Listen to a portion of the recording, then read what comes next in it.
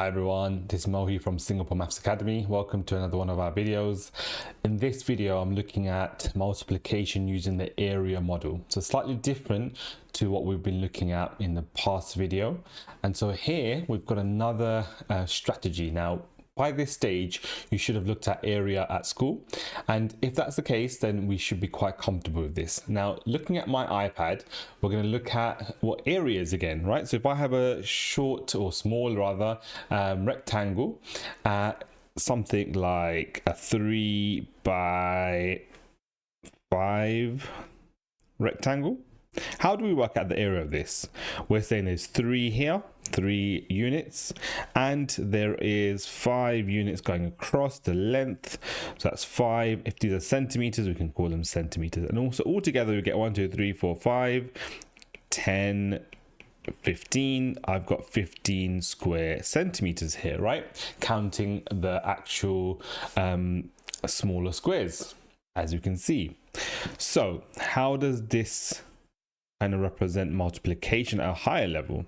So if we think of this without actually having any of these smaller squares, so let me just change this around like this, that's better. And I change these to 25 centimeters and let's say 13 centimeters. Then what we're saying is we're going to multiply 13 times 25, right? 13 times 25 gives me the answer of the area. And 13 times 25 is what I need to do. And so how does that work then? How does that help me with multiplication? Well, I can think of 13 and 25 in this way. Okay, I can split my 13 up into 10 and 3. Okay, so I'm going to split up my 13 into 10 and 3. That makes my 13.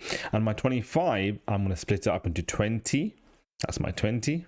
And this is going to be something like this is going to be my 5 right here. Oops, undo that. Go back a step. This is going to be my 5 here. And so I've got 20 and 5, that makes 25, and 10 and 3 makes 13. So I've just partitioned the actual number. Okay, so it was 25 times 13. I partitioned it into 20 and 5, 25, 10 and 3, 13. And so now I can think of what 10 times 20 is. 10 times 20 is quite easy, right? It's 200. 10 times 5 is 50. 3 times 20 is 60. And 3 times 5 is 15.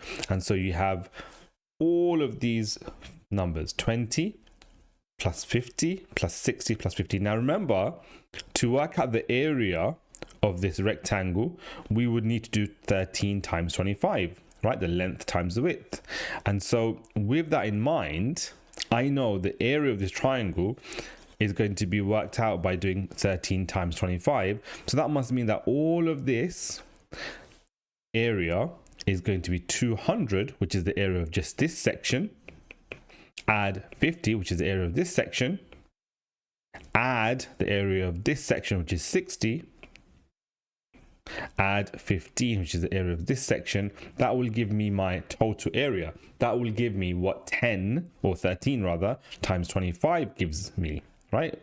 So 13 times 25 will be 200 plus 50 is 250 plus 60 is 310 plus another 10, 320 plus 5, 325. 13 times 25 is 325. Let's have a go at another question similar to this, and I'll split this up. Let's make this rectangle, not the greatest rectangle there, so I'm going to try to improve on that by getting rid of this and having a slightly better line there. Something like that would be good enough. Okay, right, so I've got my rectangle, and what should I say? I should say 30, let's say 33 times 28. Okay, 33 times 28. So I'm going to say going across 33. So let's say something like this is 30 up to here, and that's my 3. And I've got 28. So let's say that's 20. That's 20 here, and that's my 8. So I've got 28 and 33. So 33 times 28 would be, first I need to work out what 30 times 20 is and put it here. Then I have to do 30 times 8, and I'm going to put it here. Then I'm going to do 3 times 20, I'm going to put it here, and then 3 times 8 for the area of this part. Okay, so I'm going to work out the areas of those smaller rectangles to work out the whole area of the larger rectangle. So 30 times 20, 3 times 2, or 3 times 20 is 60, so 30 times 20 must be 600. 30 times 8, 3 times 8 is 8, 16, 24. And so 30 times 8 must be 240. And then I've got 3 times 20. 3 times 20 is 60. And 3 times 8, 8, 16, 24 is 24.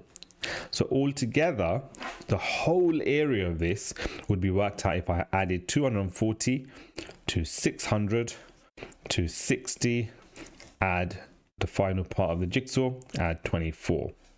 So that's how I would work out the area of this specific rectangle, right? And the rectangle is made up of smaller rectangles because I've made smaller rectangles to break down the number, so it's easier for me to multiply.